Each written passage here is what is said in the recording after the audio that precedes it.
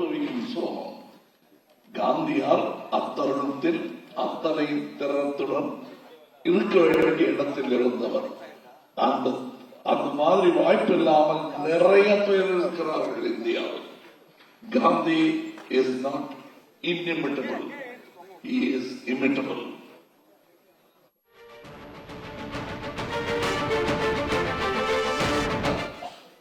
Position உனக்கு அத்தனை காந்தி மாதிரி இருக்கிறதுக்கு இருக்கலாம், யார் வேணா இருக்கலாம்.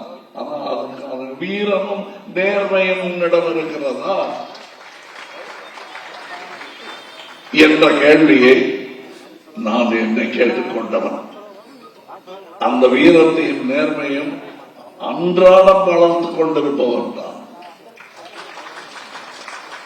எனக்கு நேர்மை வந்துருச்சுன்னா அவ்வளவுதான், இனிமேல் நான் நேர்மையானவன் என்று அயர்ந்து படுத்து விட முடியாது. நீங்கள் அயர்ந்திருக்கும் நேரத்தில் எல்லாம் உங்கள் நேர்மைக்கு சோதனை வரும். எனக்கு வந்திருக்கிறது. அதிலிருந்து சாதுரியமாக தப்பித்துக் கொள்வதற்கு பதிலாக நேர்மையாக வலித்தாலும் பரவாயில்லை என்று நாம் நின்று போராடும் பொழுதுதான் ஒரு உண்மையான சத்தியாகிரகியை நாம் சந்திக்க முடியும். சவர கண்ணாடியில் சத்தியாகிரகியை பார்க்க வேண்டும் என்றால் நீ எப்படி வாழ வேண்டும்? நான் அதைத்தான் செய்ய முற்பட்டுக் கொண்டிருக்கிறேன். செய்து விட்டேன், சாதித்து விட்டேன் என்று சொல்லவில்லை. முடியும் என்று எனக்கு தோன்றுகிறது. என்னால் முடியும் என்றால் முண்டாள முடியும் தந்தை என்பதை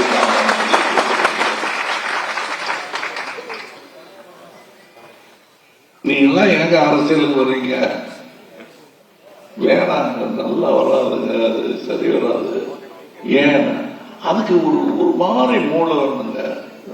நான் வேட்டைக்கா போறேன், அதுக்கு சாதனை வேணும், பதுங்கி பாயணும்லாம் சொல்றீங்களே, எனக்கு அது வேண்டாம. அரசியலுக்கு தானே வரேன், அதை விடுங்க. பிக் பாஸ்க்கு போறதுக்கே வேண்டாம்னாங்க. என்ன போனா என்ன? மக்களை பார்த்து பேசக்கூடிய எந்த ஒரு ஊடகமாக இருந்தாலும் மேடையாக இருந்தாலும் அதை பயன்படுத்திக் கொள்வதில் என்ன தவறு? தவறு அப்படியே பழகிவிட்ட பிள்ளை. இந்த மேடையும் இந்த வெளிச்சமும் இந்த மலர்ந்த முகங்களும் 4 வயசுல இருந்து நான் பார்த்துட்டு இருக்கேன்.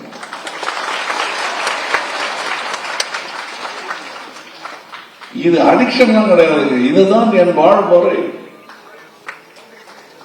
இதுதான் வாழ்க்கை எனக்கு சொல்லும் செய்தி. இதுதான், அதனால் தான் நான் அரசியலை தேர்ந்தெடுத்தேன். ஏன்னா வெள்ளிக்கிழமை சினிமா ஓடலன்னா வேணாங்க நீங்கம்பாங்க. ஆனா மக்கள் அப்படி இல்லை, ஞாபகம் வச்சுப்பாங்க. தோத்த அரசியல்வாதியை கூட ஞாபகம் வச்சுப்பாங்க. இந்த தோத்த அரசியல்வாதின்னு யாரும் சொல்லுங்க, என்னதான் சொல்றேன்.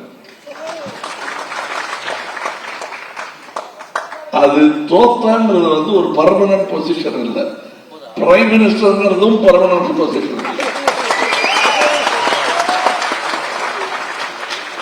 அப்படி இருக்கக்கூடாது என்பதுதான் நாங்கள் விரும்பும் ஜனநாயகம்.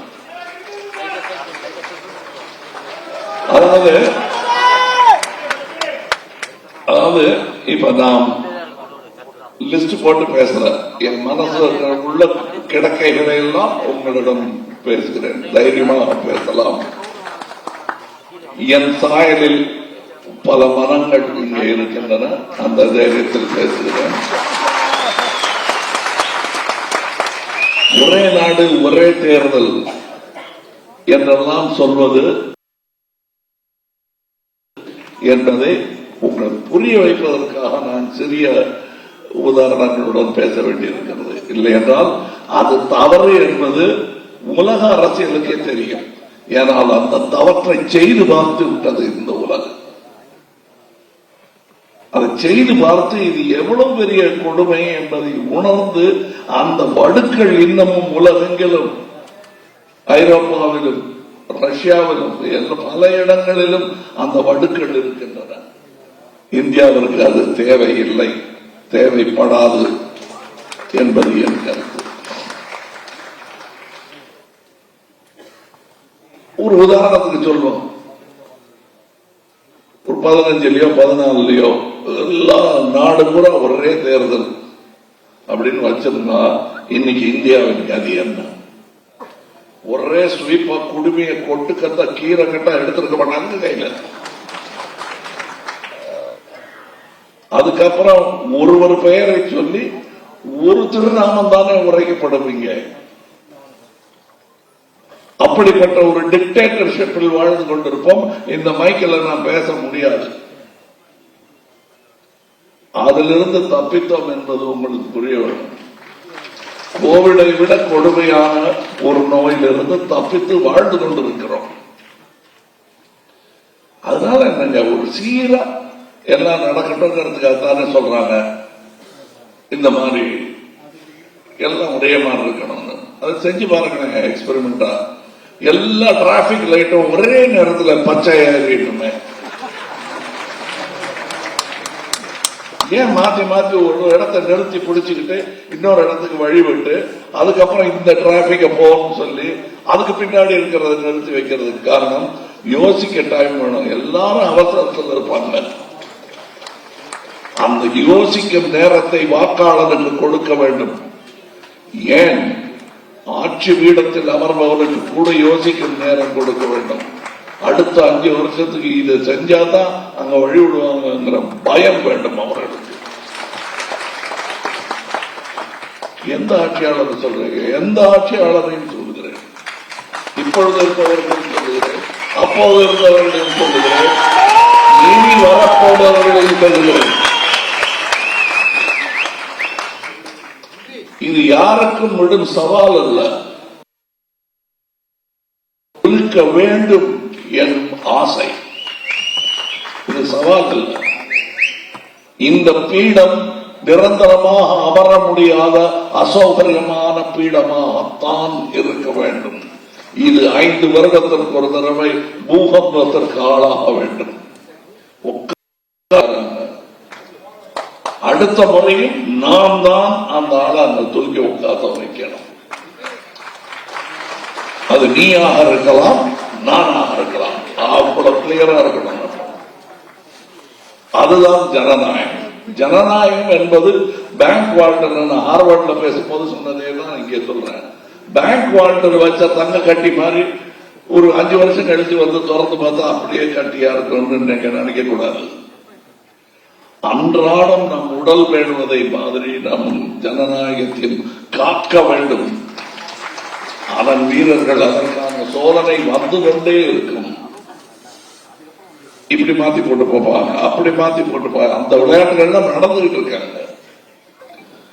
ஒண்ணுமே இது இப்படி போட்டாலும் பரவ மாட்டாங்க.